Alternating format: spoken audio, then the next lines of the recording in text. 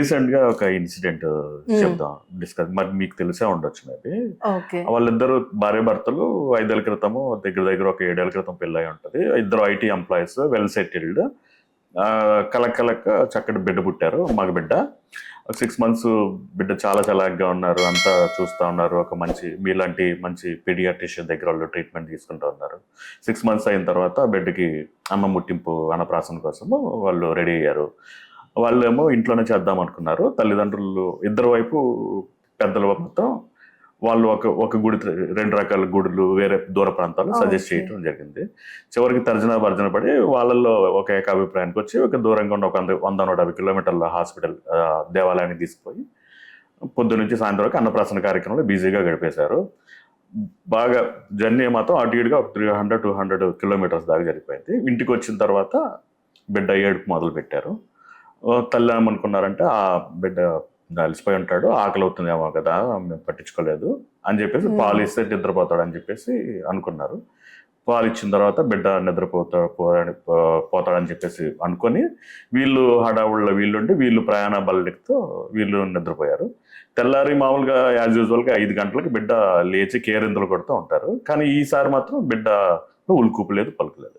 ఏంటి 7 అయినా లేవలేదని చెప్పేసి చూస్తే బిడ్డలో చలనం లేదు, చల్లగా ఉంది శరీరం. ఏంటని చూస్తే బిడ్డ చనిపోయి ఉంటాడు. లేక కలిగింది బిడ్డ 6 నెలలు. సో ఏంటి మేడం అసలు ఏంటి రీజన్ ఏంటిది?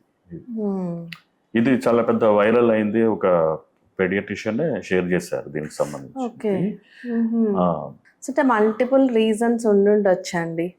మీరు చెప్పిన దాన్ని బట్టే, మీరు చెప్పిన ఆ లాస్ట్ 24 hours బట్టే ఏమేం పాసిబిలిటీస్ అయ్యి ఉండొచ్చు అని అయితే చెప్పగలుగుతాను. ఇలానే అయిందని అయితే నేను ఏం చెప్పలేను.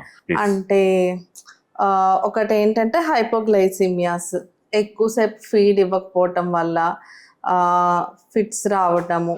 ఫిట్స్ వచ్చి అలానే షుగర్స్ తక్కువ ఉంటాయి కదా, దాంట్లో నుంచి అలా నిదానంగా హార్ట్స్లో అవటం అలా అయినా పాసిబిలిటీ ఉంటుంది.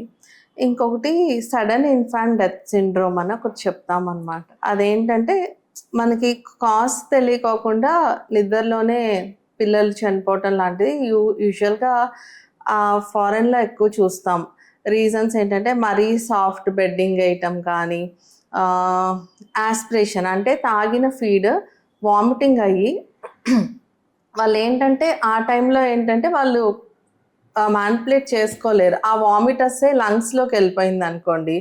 మనం ఒక్కొక్కసారి నీళ్ళు తాగినప్పుడు 2-3 చుక్కలు నీళ్ళు పులమారితేనే బాగా ఇబ్బంది పడతాం కదా. సో అలానే వాళ్ళు కూడా వామిటర్స్ అంతా వెళ్ళిపోతే ఉక్కిరి బిక్కిరి అయిపోయి సడన్గా అదే కార్డియాక్ అరెస్ట్లోకి వెళ్ళటం, అది కూడా ఒక పాసిబిలిటీ. ఇంకా నిద్రలోనే ఫిట్స్ వచ్చి ఇది అయి ఉండొచ్చు. అలాగా డీహైడ్రేషన్ అంటే మీరు చెప్తున్నారు కదా, సో వాళ్ళకంతా హెక్టిక్ డే నడిచింది.